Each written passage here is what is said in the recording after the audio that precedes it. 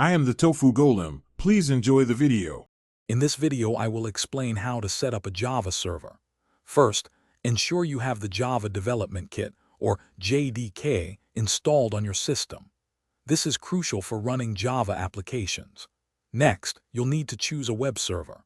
Popular options include Apache Tomcat or Jetty, both excellent choices for hosting Java applications. Once you've decided, download the server software and extract it to a convenient location on your computer. Now let's configure your server. You might need to adjust the server port, which is often set to 8080 by default. This ensures your server doesn't conflict with other services.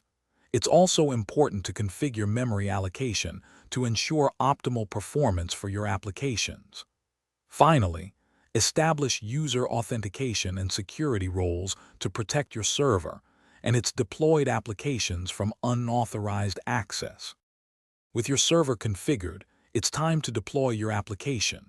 First, package your Java application into a web archive or WAR file.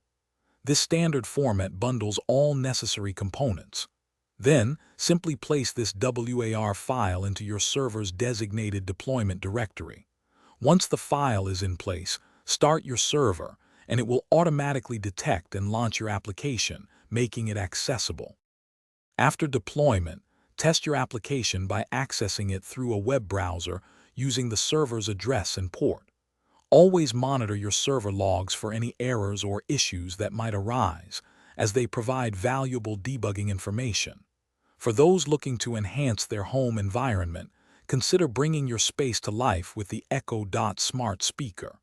Check the description for a link to this and other great deals. Finally, explore advanced configurations like load balancing or database integration to scale your server. Thanks for watching. Consider subscribing if we helped you today.